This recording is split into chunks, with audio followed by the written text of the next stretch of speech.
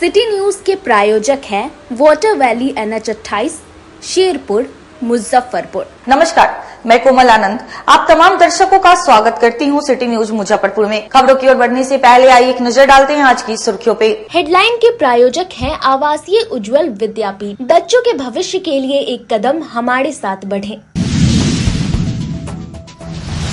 मुजफ्फरपुर सांसद के मंत्री बनते ही जिले को मिली सौगात। पताही हवाई अड्डे की बनने की कवायद हुई शुरू। समरनाले में आत्मदाह करने वाले किसान की SKMCH में इलाज के दौरान हुई मौत। और मुजफ्फरपुर स्मार्ट सिटी का स्मार्ट रोड 1 महीने का बारिश नहीं झेल पाया, हुआ बीच सड़क पर 2 फीट का गड्ढा। ये थी आज की सुर्खियां। अब खबरें विस्तार से। समरनाले परिसर में आत्मदाह करने वाले किसान की SKMCH में इलाज के दौरान मौत हो गई। 10 वर्षों से विभिन्न कार्यालय का चक्कर लगाते लगाते जब न्याय की आस धुंधली हो गई, तब बिंदालाल गुप्ता ने 1 सप्ताह पहले जिलाधिकारी के जनता दरबार में खुद पर पेट्रोल डालकर आत्मदाह कर लिया था। खुद को जलाने के बाद भी उन्हें न्याय तो नहीं मिला, पर मौत जरूर मिली। अब बड़ा सवाल यह है कि बिंदालाल गुप्ता की मौत का जिम्मेदार कौन है? जिन्होंने उनकी जमीन पर कब्जा किया था, यह वह अधिकारी जिन्होंने जमीन का पर्चा तो दिया, पर जमीन पर कब्जा नहीं दिलवा पाए।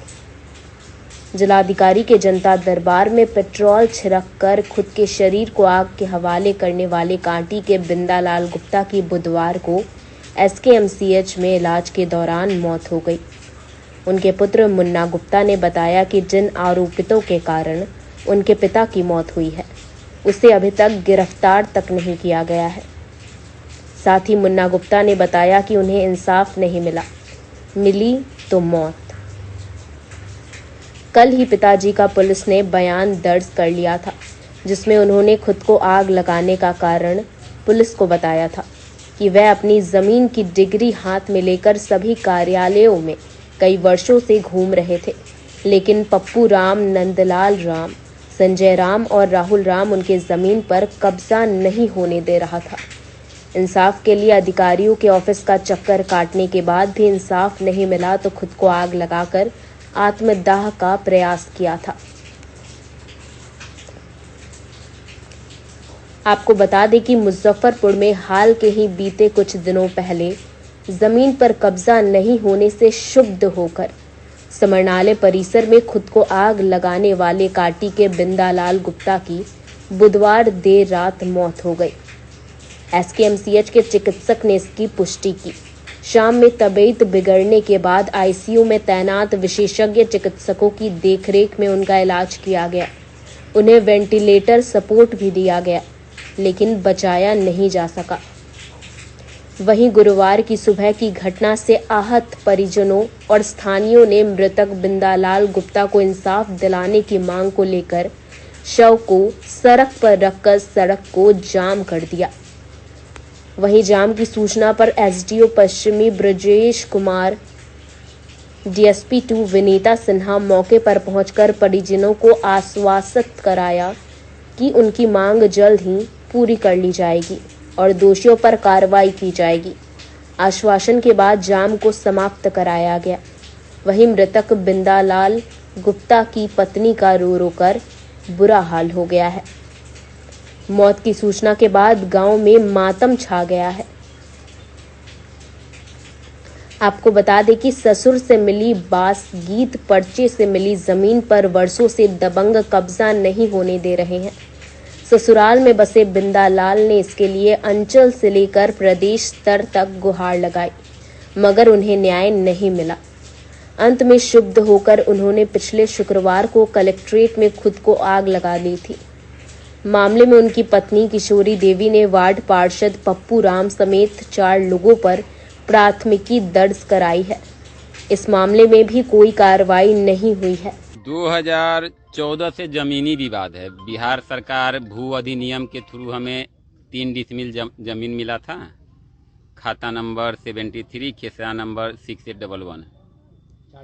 हाँ, तो वो जमीन मुझे मिला था, लेकिन यहाँ पे पप्पू राम उर्फ इनरदेव राम, नंदलाल राम और हो गए राहुल राम हो गए, संजय राम हो गए, इन लोगों के द्वारा विगत कई वर्षों से अवैध कब्जा चल रहा था।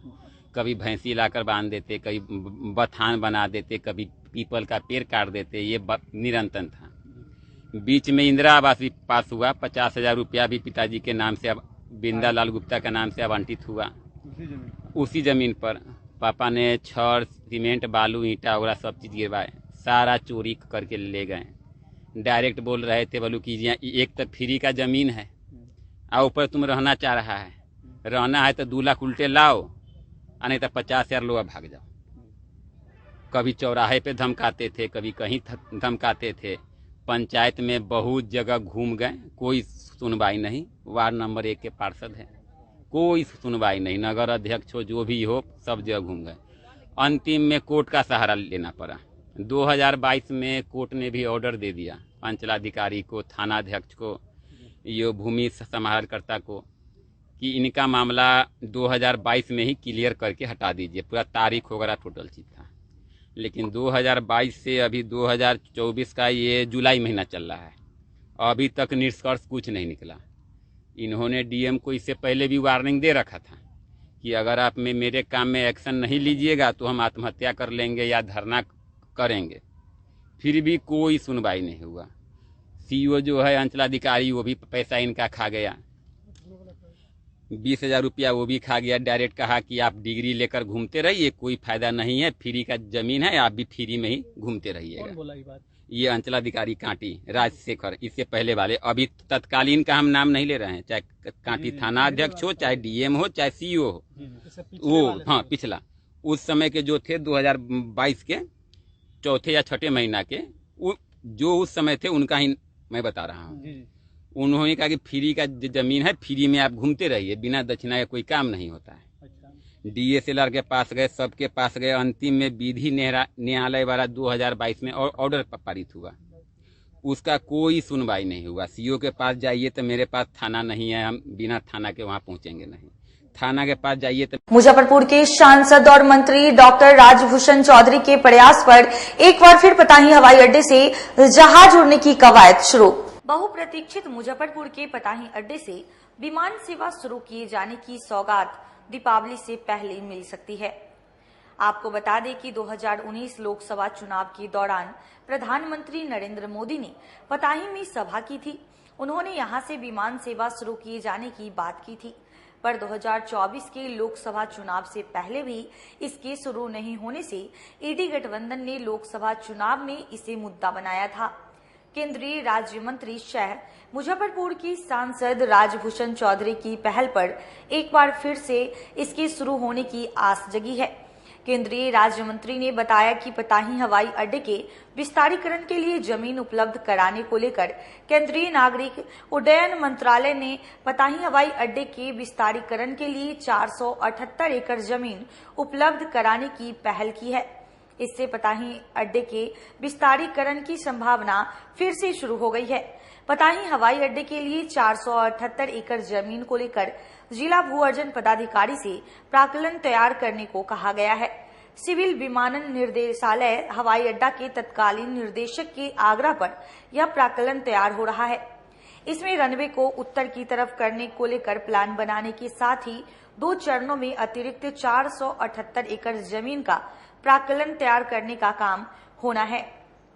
सर्किल दर के हिसाब से इसके लिए करीब 70 अरब रुपए खर्च होने का अनुमान है। अभी अधिकतम 1350 मीटर का रनवे पताही हवाई अड्डे के लिए तैयार हो सकता है।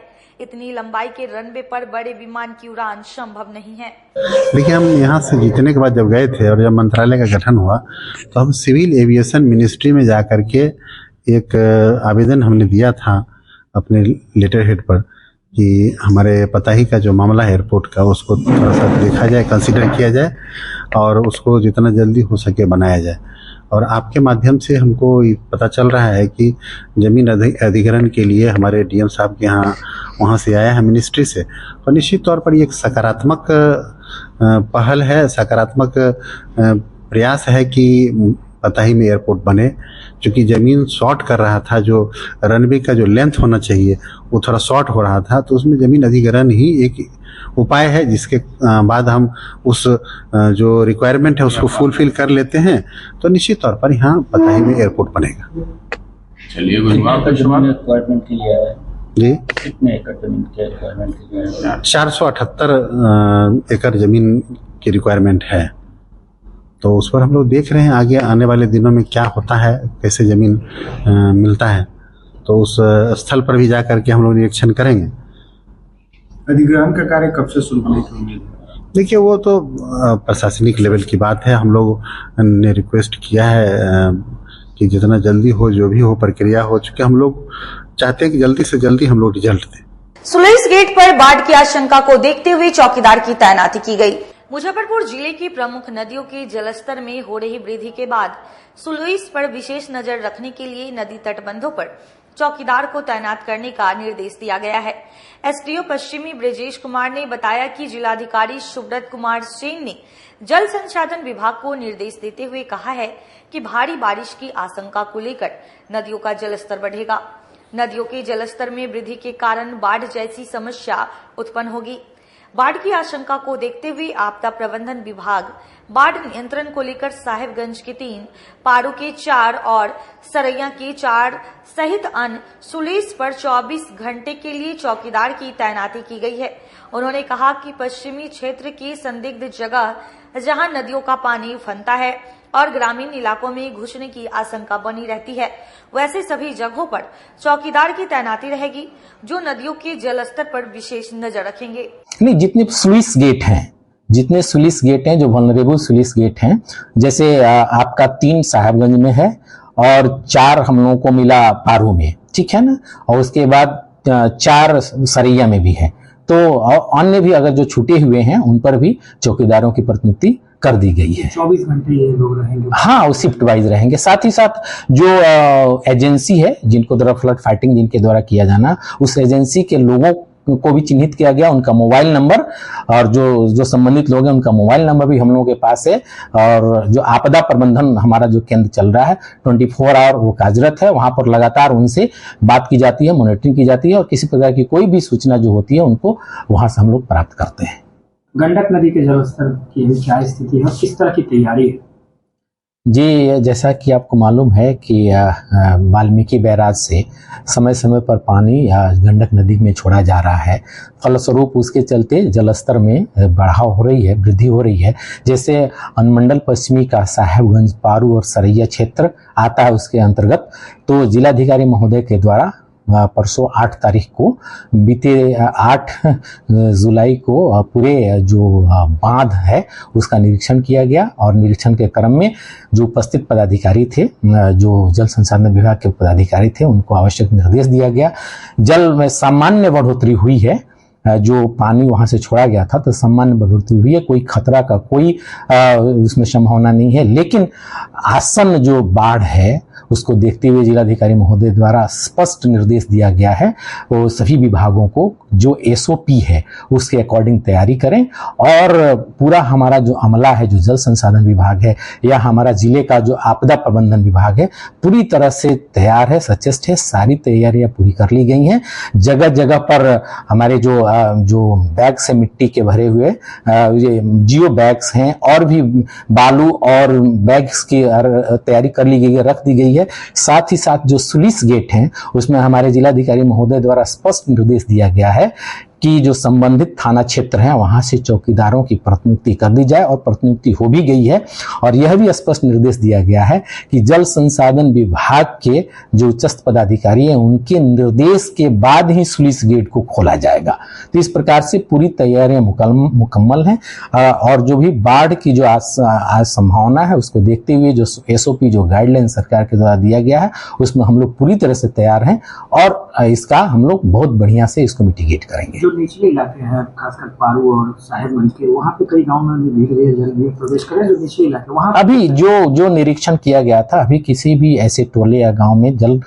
नेपाल में हो रही लगातार बारिश के कारण जिले की सभी नदियां उफान पर है। बूढ़ी गंडक नदी के जलस्तर में 2 सेंटीमीटर की वृद्धि दर्ज की गई है। नेपाल के पहाड़ी और तराई इलाकों में पिछले 1 सप्ताह से हो रही जोरदार बारिश के कारण बूढ़ी गंडक नदी का जलस्तर लगातार बढ़ रहा है। बुधवार को भी जलस्तर में 2 सेंटीमीटर की वृद्धि दर्ज की गई है। इसके साथ ही नदी के किनारे बसे शहर के सिकंदरपुर, अखाड़ा घाट, लकड़ी ढाई और चंदवाड़ा के निचले इलाकों में पानी भर गया है। इससे बांध के भीतर बसे 500 से ज्यादा घरों पर बाढ़ का खतरा मंडराने लगा है।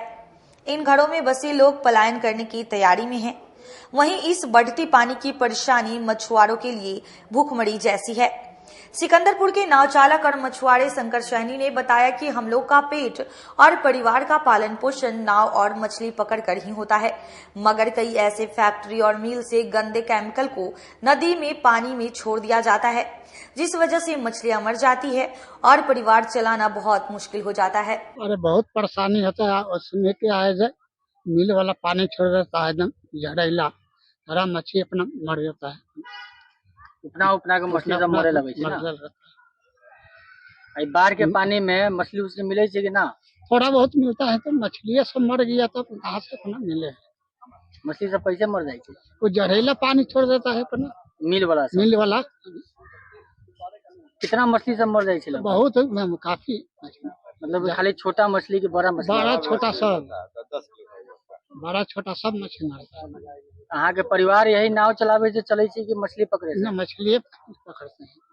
तो फिर जब मछली सब मर जाए तो कैसे चले परिवार? वही में कम करके अपना। आत्मदाह करने वाले बिंदालाल गुप्ता की एसकेएमसीएच में हुई मौत का मामला मानवाधिकार आयोग पहुंचा। जिला कलेक्ट्रेट में आत्मदाह करने वाले बिंदालाल गुप्ता की एसकेएमसीएच में मौत का मामला मानवाधिकार आयोग पहुंच गया है। मानवाधिकार अधिवक्ता एसके झा ने बिहार राज्य मानवाधिकार आयोग व राष्ट्रीय मानवाधिकार आयोग में याचिका दायर कर मामले में न्यायिक जांच की मांग की है। विदित हो कि जमीन पर दखल कब्जा नहीं मिलने से परेशान होकर 6 दिन पूर्व कलेक्ट्रेट में आत्मदाह करने वाले काटी कस्बा के बिंदालाल गुप्ता की बुधवार की देर रात करीब 12:30 बजे एसकेएमसीएच में मौत हो गई। वर्ष 2014 में उसे 3 डिसमिल जमीन भू हदबंदी से प्राप्त हुई थी, जिस पर वह घर बनाना चाहता था, लेकिन पड़ोसी उक्त जमीन पर उसे दखल कब्जा नहीं करने दे रहे थे। वर्ष 2020 में उस पर घर बनाने का प्रयास किया तो आरोपी पड़ोसी ने झोपड़ी गिरा दी थी। आला अधिकारियों तक गुहार लगाने के बाद भी उसे जमीन पर कब्जा नहीं मिल रहा था। कई बार कार्यालय का चक्कर लगाते लगाते वह परेशान हो गया था, जिसके बाद शुक्रवार की दोपहर कलेक्ट्रेट पहुंचकर उसने शरीर पर ज्वलनशील पदार्थ डालकर आग लगा ली थी। मामले के संबंध में मानवाधिकार अधिवक्ता एसके झा ने कहा कि यह मामला मानवाधिकार उल्लंघन के अति गंभीर कोटि का मामला है। साथ ही साथ यह मौजूदा प्रशासनिक व्यवस्था पर कुठाराघात है। मामले में माननीय आयोग के स्तर से उच्च स्तरीय जांच की नितांत आवश्यकता है। हमें आज विभिन्न समाचार पत्र के माध्यम से यह जानकारी मिली कि पिछले सप्ताह एक व्यक्ति जिनका नाम बिंदालाल करके है, वह व्यक्ति काफ़ी दिनों से विभिन्न कार्यालयों का चक्कर लगाते लगाते परेशान थे और उनके घर को लोग गिरा देता था। झोंपड़ी वगैरह सब भी बनाते थे और उस झोंपड़ी वगैरह को लोग तोड़ फोड़ दिया और वह आदमी सरकारी कार्यालयों का चक्कर लगाते लगाते काफ़ी वह व्यक्ति परेशान हो गया था। वह इतना परेशान हो गया था कि पिछले वीक जिलाधिकारी महोदय के यहाँ भी पहुँचा और उसने वहाँ पर अपने आप को ही समाप्त करने का प्रयास किया और इलाज के क्रम में उसकी मौत हो गई। तो यह मानवाधिकार उल्लंघन के काफ़ी गंभीर श्रेणी का यह मामला है और यह प्रताड़ना की जब हद पार हो जाती है, उस स्थिति में ही कोई व्यक्ति अपने जीवन को समाप्त करने का वह सोचता है। और बिंदालाल जी को सरकारी विभाग के जो भी संबंधित पदाधिकारी थे, उनके द्वारा उनको कहीं से भी कोई राहत नहीं मिला, जिसका परिणाम था कि वे अपने जीवन से ही ऊब गए और उनको कहीं से कोई मदद नहीं मिला। बेचारे थक हार करके अपने जीवन को ही समाप्त कर लिए। यह वर्तमान समय में यह मानवाधिकार के लिए काफ़ी चुनौतीपूर्ण बातें हैं और यह सरकार के जो पूरी व्यवस्था है उस पर यह कुठाराघात है। इसके लिए हमने 2 अलग अलग पिटीशन हमने फाइल किया है, नेशनल ह्यूमन राइट कमीशन और Bihar state human right commission में, और हमने याचिका के माध्यम से यह डिमांड किया है माननीय आयोग से कि इस पूरे मामले की जांच रिटायर्ड जज के निगरानी में कराई जाए और इसकी पूरी निगरानी जो है एडमिनिस्ट्रेशन से नहीं करा करके इसकी पूरी निगरानी माननीय आयोग के स्तर से हो और रिटायर्ड जज इसकी पूरी इंक्वायरी करें और जो भी संबंधित प्राधिकारी हैं या अन्य जो भी लोग दोषी हैं उनके विरुद्ध कड़ी से कड़ी कार्रवाई हो। चूँकि यह मुजफ्फरपुर शहर का यह पहला ऐसा मामला आया है जो हमें याद आ रहा है कि सरकारी कार्यालयों का चक्कर लगाते लगाते कोई व्यक्ति अपने परिवार और अपने आप को मतलब सब कुछ वो ख़त्म हो गया और उस परिवार का बचा क्या, उसका तो जो आदमी था मेन वो तो ख़त्म हो गया और वह लड़ते लड़ते ख़त्म हो गया। तो यह सिस्टम के लिए बहुत ही बड़ा सवालिया निशान है और इसमें सरकार का जो व्यवस्था है वह सब तरह से फेल्योर है और यह साबित करता है बिंदालाल जी की मौत। क्योंकि अगर काम हो गया रहता तो बिंदालाल जी आज हम लोगों के बीच में आज होते, समाज के बीच, देश के बीच में आज होते। आज उन्होंने अपनी जो माने उनकी जो यह दर्दनाक जो मौत हुई है यह इस पूरे सिस्टम पर यह सवाल उठाता है। इसके लिए हमने आयोग को सूचित किया है, फाइलिंग कर दिया है और हमने आयोग से डिमांड कर दिया है कि इसमें जितना जल्द से जल्द हो सके इमीडिएट जुडिशियरी इंक्वायरी का होना बहुत ही आवश्यक है। मुजफ्फरपुर स्मार्ट सिटी में बनी स्मार्ट रोड एक ही बारिश में सड़क के बीचों बीच धंसा। तस्वीर में जो दृश्य आप देख रहे हैं वह स्मार्ट सिटी के स्मार्ट रोड की तस्वीर है। रोड पहली बरसात भी नहीं झेल पाई और धंस गई। गौर करने वाली बात यह है कि ये सड़क मात्र 1 महीना पहले बनी थी। आज दोपहर करीब 12 बजे के करीब जीडी मदर स्कूल अखाड़ा घाट के समीप रोड अचानक से धंस गया, जिसमें किसी के हताहत होने की सूचना तो नहीं है, मगर किसी अनहोनी की आशंका को देखते हुए स्थानीय लोगों ने धंसे हुए गड्ढे में ईंट, पत्थर और झाड़ से घेर दिया ताकि कोई अनहोनी ना हो। मौके पर चाय दुकानदार ने बताया कि आज सुबह से खूब तेज बारिश हो रही थी। अचानक दोपहर में सड़क धंस गई। गड्ढे को हम लोगों ने मिलकर ईंट पत्थर से घेर दिया। यह सड़क सरैयागंज टावर से अखाड़ा घाट पुल होते हुए 0 माइल को जोड़ती है। साथ ही कुछ ही मीटर दूरी पर जीडी मदर स्कूल है, जिसमें कई इलाकों से छोटे छोटे बच्चे पढ़ने आते हैं। इस सड़क पर रात में भी ट्रक आदि खूब चलती है। अगर जल्द सड़क नहीं बनवाया गया तो कोई अनहोनी हो सकती है। वो अपने आप पानी से धंस गया, नीचे देखते हैं कुछ नहीं हो गया। तो वो सब झाड़ पौधा ये सब कौन लगल है? सब आदमी सब लगा दिया, हम भी पत्थर ले आकर रख दिए। कितना दिन पहले ये रोड बनल है? ये तो हो गया 1 आध महीना हो गया। नए रोड न बनल है? हाँ, फिर बीच में बनने के बाद फिर खंडकोड़ हुआ, उसके बाद घूम में छोड़ दिया। बारिश हुआ, पानी गिया बस सड़क। कई बजे रोड लगभग धंसला है? देखिए ये तो सवेरे करीबन 11 बजे के लपेट में अपने धंस गए। अब वक्त हो चला है एक छोटे से ब्रेक का, जल्द ही लौटेंगे, कहीं मत जाइए, देखते रहिए सिटी न्यूज मुजफ्फरपुर। अपने सपनों की आशिया को दे एक नई पहचान माँ भवानी डेकोर प्राइवेट लिमिटेड के साथ, जो है ऑथराइज्ड डिस्ट्रीब्यूटर ऑफ कजारिया। देश की मिट्टी से बनी टाइल से देश को बनाते हैं और जहां मिलती है सभी प्रकार के Indian and imported granite, marble, sanitary एवं कोटा स्टोन का अनोखा एवं आकर्षक संग्रह। माँ भवानी डेकोर प्राइवेट लिमिटेड मतलब a complete floor solutions. New 0 mile Dadar road Muzaffarpur. Call 9934753111। उत्तर बिहार का पहला नीलकमल एक्सक्लूसिव शोरूम खुल गया है आपके अपने शहर में। नीलकमल इंडिया की फेवरेट फर्नीचर ब्रांड है। इस कंपनी के सभी रेंज एक ही छत के नीचे आपको मिलेंगी। होम फर्नीचर, ऑफिस फर्नीचर की सभी रेंज यहाँ उपलब्ध है। कंपनी का एक्सक्लूसिव शोरूम होने के कारण 40% तक की विशेष छूट मिल रही है। इसके अलावे 0% इंटरेस्ट के साथ बैंक से फाइनेंसिंग की भी सुविधा उपलब्ध है। तो देर मत कीजिए, एक बार हमारे यहाँ अवश्य पधारे।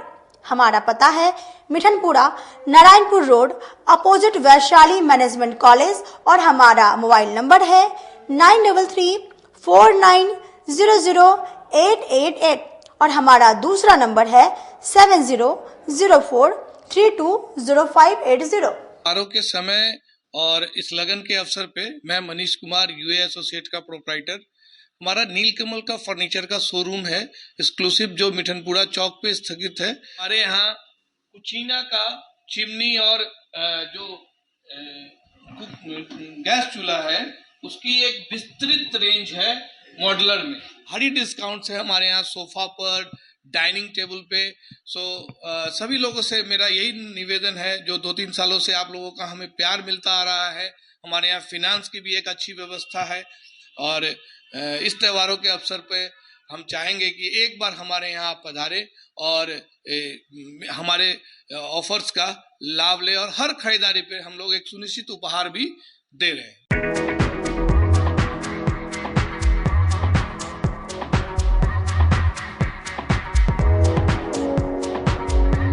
गर्मी में अपने पूरे परिवार के साथ मस्ती करना चाहते हैं तो चले आइए वाटर वैली में, जो कि कच्ची पक्की चौक से 2 किलोमीटर दूर शेखपुर NH के समीप स्थित है। शहर के लोग यहाँ मोटरसाइकिल और कार से काफी आसानी से पहुँच सकते हैं। यहाँ आप अपने परिवार के साथ फुल मस्ती कर सकते हैं। वेव पूल, रेन डांस के साथ भव्य वाटरफॉल बनाया गया है। छोटे बच्चों के लिए कई प्रकार के स्लाइड्स बनाए गए हैं, जहां बच्चे अपनी मस्ती में डूब जाएंगे। इसके अलावा खाने पीने के लिए बेहतरीन सुविधाएं उपलब्ध है, जहां पूरे परिवार के साथ व्यंजनों का लुत्फ उठा सकते हैं। तो देर मत कीजिए, गर्मी में मस्ती उठाने के लिए वाटर वैली तुरंत पहुंचे। हमारा पता है water valley NH 28, Sherpur, Muzaffarpur. हमारा कॉन्टैक्ट नंबर है 6202 584955। लगातार 10 वर्षों से विभिन्न परीक्षाओं में सर्वश्रेष्ठ परिणाम। हम हैं आवासीय उज्ज्वल विद्यापीठ मुजफ्फरपुर। इस स्कूल में सर्वश्रेष्ठ कोचिंग पैटर्न से बच्चों को पढ़ाया जाता है। प्ले से 10वीं तक की पढ़ाई स्वच्छ वातावरण में कराई जाती है। यहाँ आधुनिक छात्रावास की व्यवस्था है। उज्ज्वल विद्यापीठ का मुख्य उद्देश्य रामकृष्ण मिशन, नवोदय नेतरहाट, सैनिक स्कूल, सिमुलतल्ला गुरुकुल, सिंधिया कन्या विद्यालय जैसे अनेक भारतवर्ष के प्रतिष्ठित विद्यालयों में कुशल प्रशिक्षित अनुभवी एवं शहर के सर्वश्रेष्ठ शिक्षकों द्वारा तैयारी कराई जाती है। 1.5 एकड़ में फैला इस स्कूल का वातावरण काफी शांत है। Free computer classes, science lab और स्मार्ट क्लासेस है।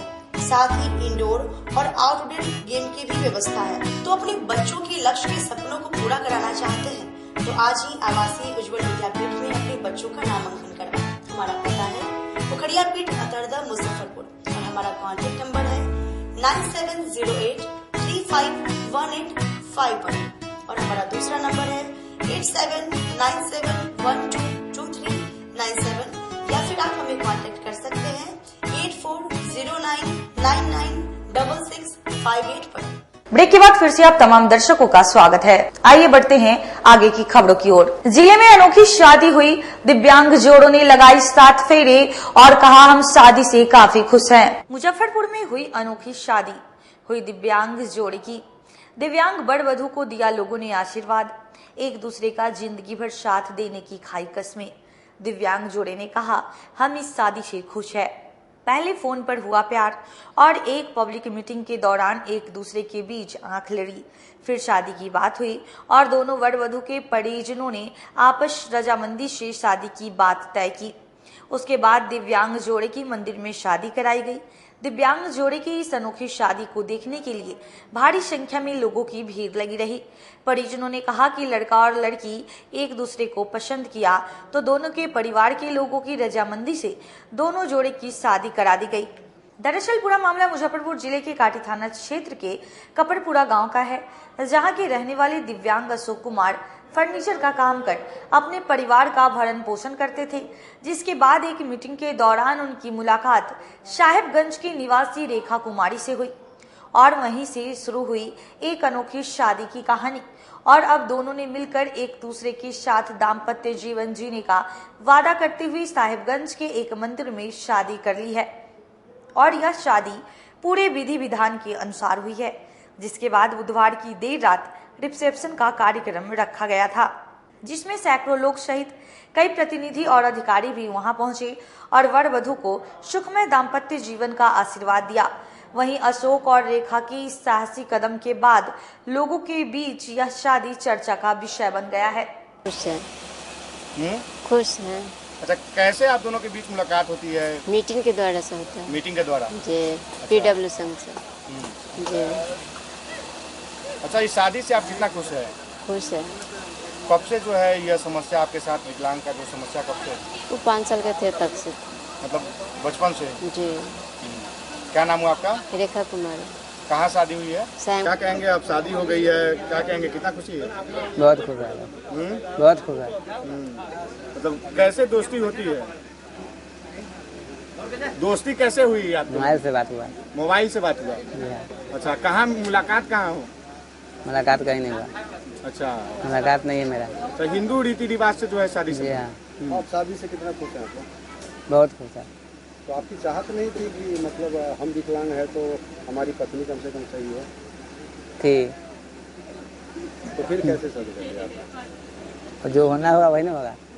आप खुश है ना शादी से? हाँ ठीक है। क्या नाम है आपका? सुबोध कुमार। कहाँ के रहने वाले हो? खबरपुरा। किस चीज का काम करते हैं? शादी हो गई है, कितना खुश है? हम तो खुश है। बेटा भी विकलांग था, पुतो भी विकलांग है, तो अब क्या आपका शादी हो गया तो हम क्या करें? हम अच्छा, मतलब दोनों की रजामंदी से? हाँ, दोनों अपना मन, लड़का अपना मन से किया है। तो आपकी ये चाहत नहीं थी कि बेटा अगर आप आए? हाँ, हमको तो नहीं था चाहत कि हाँ हमको लड़का, आप विकलांग है तो लड़की अच्छा होना चाहिए, विकलांग नहीं होना चाहिए। लेकिन दोनों राजी खुशी है? हाँ, दोनों ना, हम नहीं परेशान। कब शादी हुई है दोनों की? कल के तारीख 9 तारीख का हुआ है। साहेबगंज में? हाँ, साहेबगंज ब्लॉक में मलदिल में हुआ है, माँ के मलदिल। बेटा का नाम क्या हो गया? सुबोध कुमार। कहाँ के? आपका नाम क्या हो गया? जगदीश राय। जिला बार एसोसिएशन के 2 वर्ष पूरे होने पर अधिवक्ताओं ने Bihar state bar council Patna के अध्यक्ष को चुनाव जल्द करने की मांग की। जिला बार एसोसिएशन मुजफ्फरपुर का 2 वर्षीय कार्यकाल समाप्त होने के बाद भी चुनाव न कराने को लेकर 150 से अधिक अधिवक्ताओं ने Bihar state bar council Patna के चेयरमैन को आवेदन भेजकर चुनाव जल्द कराने की मांग की है, जिसको लेकर जिला बार एसोसिएशन के पूर्व ऑडिटर, पूर्व संयुक्त सचिव और पूर्व अंकेक्षक ने प्रेस वार्ता कर कहा कि जिला बार एसोसिएशन का कार्यकाल 15 अप्रैल 2024 को ही समाप्त हो गया। 3 महीने बीत जाने के बावजूद अभी तक चुनाव कराने की कोई पहल नहीं की गई और न ही अभी तक वर्तमान कार्यकाल के आय व्यय का ब्यौरा आम सभा के माध्यम से अधिवक्ताओं के समक्ष रखा गया। इससे कहीं न कहीं भ्रष्टाचार की बू आ रही है। हम लोगों की मांग है कि अविलंब मौजूदा कार्यकाल को बर्खास्त कर नए सिरे से चुनाव कराया जाए। वहीं पूर्व संयुक्त सचिव सुशील कुमार ने बताया कि महासचिव के कार्यकाल में कभी भी उचित समय पर चुनाव संपन्न नहीं कराया गया और न ही एसोसिएशन के सदस्यों का ख्याल रखा जाता है। पूरा बार एसोसिएशन गंदगी के अंबार से भरा पड़ा है, लेकिन इसकी साफ सफाई भी नहीं कराई जाती है।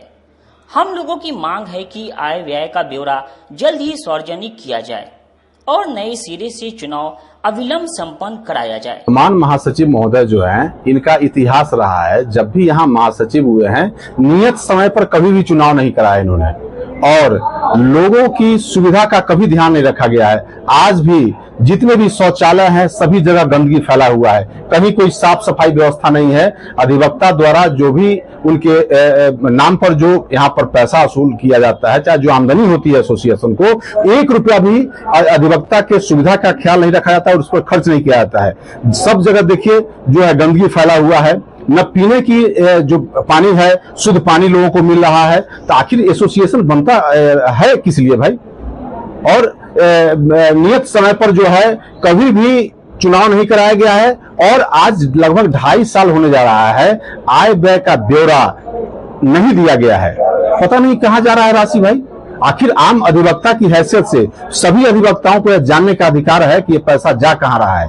खर्च का, आमदनी का जो इसका हिसाब है ये जनरल बॉडी मीटिंग बुला करके प्रस्तुत करना चाहिए, जो नहीं किया जा रहा है। तो हम लोग ये मांग किए हैं कि आय व्यय का ब्यौरा जो है प्रस्तुत किया जाए जनरल बॉडी बुला करके। उसके बाद इमीडिएट जो है, चूंकि अभी जो काम कर रही है कमेटी यह बिल्कुल अवैधानिक है। का चुनाव 15 अप्रैल तक हो जाना चाहिए था। 2 वर्षीय कार्यकाल जो वर्तमान कमेटी है उसका समाप्त हो चुका है और मॉडल रूल्स के अनुसार बिहार स्टेट बार काउंसिल ने यहाँ के प्रेसिडेंट और सेक्रेटरी को निर्देशित भी कर रखा था, लेकिन आज तक चुनाव जिला बार एसोसिएशन का नहीं कराया गया और न ही कोई पहल ही की गई है। इसीलिए हम लोग यहाँ अधिवक्ता लगभग 151 ने संयुक्त हस्ताक्षर से एक आवेदन बिहार स्टेट बार काउंसिल के चेयरमैन को कल ईमेल से और स्पीड पोस्ट से भेजी है। उसी के निमित्त यह प्रेस कॉन्फ्रेंस बुलाई है। इसमें दोषी कौन है? अध्यक्ष और महासचिव जिला बार एसोसिएशन। क्या कारण उनके द्वारा बताया जा रहा है? चुनाव कोई सार्वजनिक रूप से कोई कारण नहीं बता रहे हैं, क्योंकि संयोग ऐसा है कि जो यहाँ के महासचिव हैं वो बिहार स्टेट बार काउंसिल के सदस्य भी है, तो वो तो नियम बनाने वाले और नियामक भी हैं, तो समझते हैं कि नियम कानून मेरे पॉकेट में। आप लोग क्या चाह रहे हैं? हम लोग चाहते हैं कि इमीडिएट चुनाव हो, आय व्यय का ब्यौरा तुरंत आम सभा बुला के दिया जाए। आत्मदाह करने वाले किसान के परिवार वालों से मिलने पहुंचे राजद के पूर्व मंत्री इस्राइल मंसूरी। आत्मदाह करने वाले बिंदालाल गुप्ता की एसकेएमसीएच में मौत का मामला तूल पकड़ने लगा है। गुरुवार को राष्ट्रीय जनता दल का एक प्रतिनिधि मंडल मृत बिंदालाल गुप्ता के परिजनों से मिलकर शोक व्यक्त करते हुए उन्हें सांत्वना दी। मौके पर पूर्व मंत्री मोहम्मद इस्राइल मंसूरी ने कहा कि बहुत दुखद घटना है, राज्य में अफसरशाही चरम सीमा पर है, गरीब गुरबों की कोई देखने वाला सुनने वाला नहीं है। एक व्यक्ति न्याय की आस में दर दर भटकने के बाद इतनी बुरी तरह टूट जाता है कि उसे आत्मदाह करना पड़ता है। आखिर इसमें दोषी कौन है? बिहार सरकार को इस पर संज्ञान लेना चाहिए और इस पूरे मामले की उच्च स्तरीय जांच करवानी चाहिए। मृतक गरीब था, उसे अविलंब 5 डिसमिल जमीन और 25 लाख रुपए मुआवजा मिलना चाहिए। इसके साथ ही परिवार के एक व्यक्ति को सरकारी नौकरी भी मिलना चाहिए। वहीं राजद जिलाध्यक्ष रमेश गुप्ता ने कहा कि हम इस मामले को पार्टी के राष्ट्रीय अध्यक्ष तेजस्वी यादव तक पहुंचाने का कार्य करेंगे और जब तक पीड़ित परिवार को न्याय नहीं मिलता है हम लोग इसके लिए खड़ा रहेंगे। बता दें कि जमीन पर दखल कब्जा नहीं मिलने से परेशान होकर 6 दिन पूर्व कलेक्ट्रेट में आत्मदाह करने वाले काटी कस्बा के बिंदालाल गुप्ता की बुधवार की देर रात करीब 12:30 बजे एसकेएमसीएच में मौत हो गई। वर्ष 2014 में उसे 3 डिसमिल जमीन भू हथबंदी से प्राप्त हुई थी, जिस पर वह घर बनाना चाहता था, लेकिन पड़ोसी उक्त जमीन पर उसे दखल कब्जा नहीं करने दे रहे थे। काफी दर्दनाक घटना हुई है और पीड़ित परिवार के मुलाकात हुई है। जो बातें आई है ये स्पष्ट रूप से यह साबित करता है कि राज्य में अफसरशाही चरम सीमा पर है। कोई गरीब को देखने वाला नहीं है, कोई सुनने वाला नहीं है। एक अधिकारी का भी नाम आया है जिसने रिश्वत भी ली और इनका काम नहीं किया। तो बड़ी ही और जो घटना हुई है जिला समाहरणालय, जिला कलेक्टर के दरवाजे पर घटना हुई है। कौन लेगा इसकी जवाबदेही? सरकार को संज्ञान लेना चाहिए, इसकी उच्च स्तरीय जांच होनी चाहिए।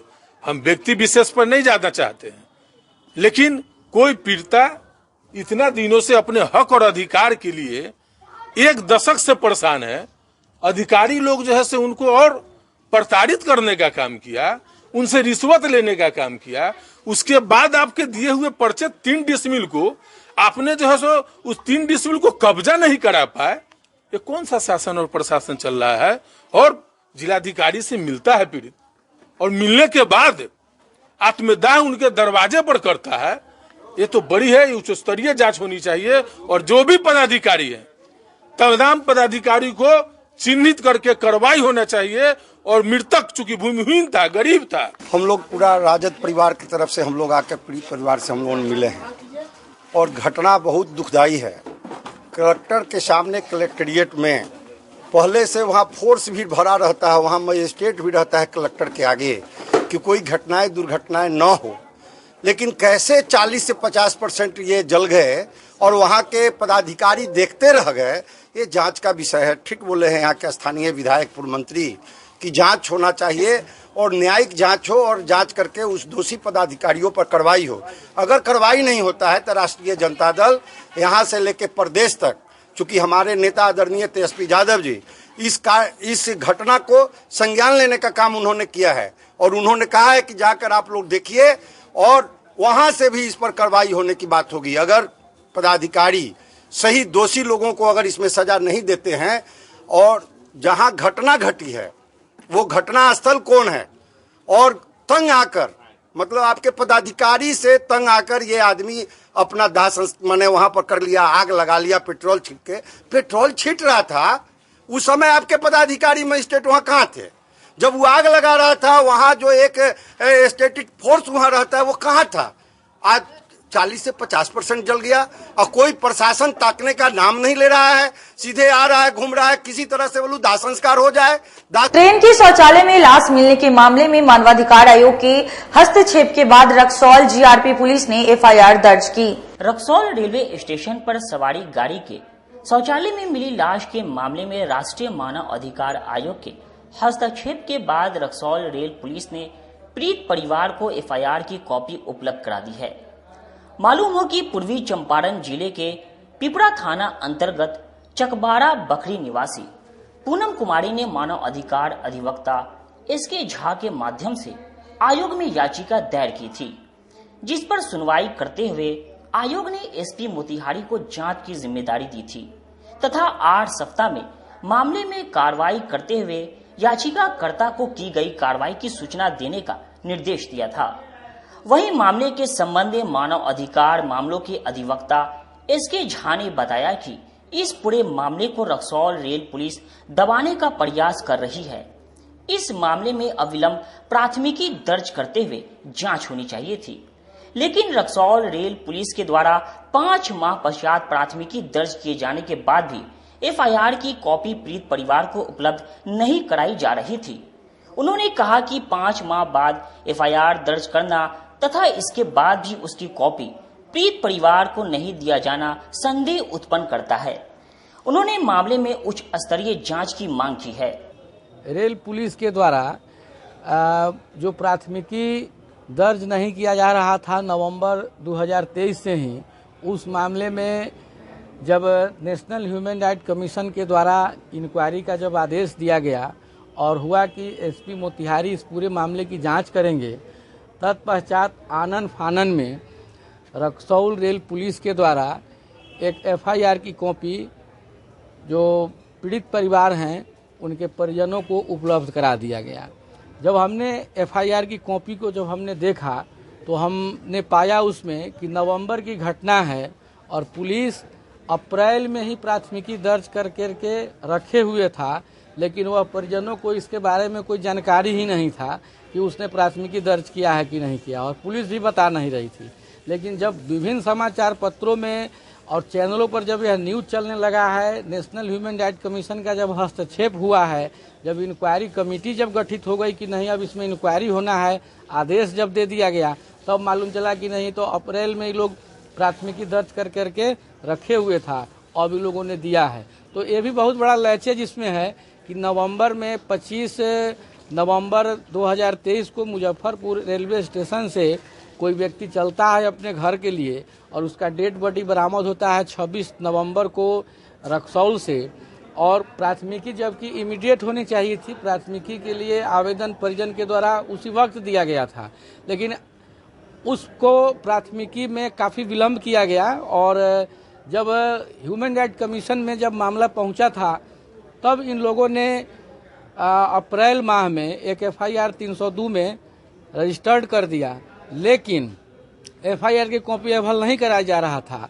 लेकिन जब जांच कमेटी जब महीने बाद एफआईआर करना क्या दर्शाता है? यह पुलिस की नेग्लिजेंसी दर्शाती है। पुलिस की नेग्लिजेंसी दर्शाती है कि पुलिस उसमें सजग नहीं है, जागरूक नहीं है। लेकिन जब जांच कमेटी जब इसमें हुआ है कि नहीं अब इसमें मामले की पूरी तहकीकात होगी, जांच होगी, तो जब आदेश जब हो गया आयोग का तब ये लोग एफआईआर का कॉपी भी अवेल कर दिए। लेकिन अब है कि अब हम लोग इसमें देख रहे हैं पुलिस की स्थिति को, पुलिस अच्छे से नहीं कार्य करती है, तो फिर हम लोगों मानवाधिकार आयोग इसमें देख ही रही है, उसके बाद नहीं होगा तो हम लोग ऑनरेबल पटना हाई कोर्ट के समक्ष में भी हम लोग रिट। आज के लिए बस इतना ही। अब मुझे और मेरे पूरी न्यूज टीम को दीजिए इजाजत। कल फिर हाजिर होंगे शहर की कुछ नई खबरों के साथ। नमस्कार।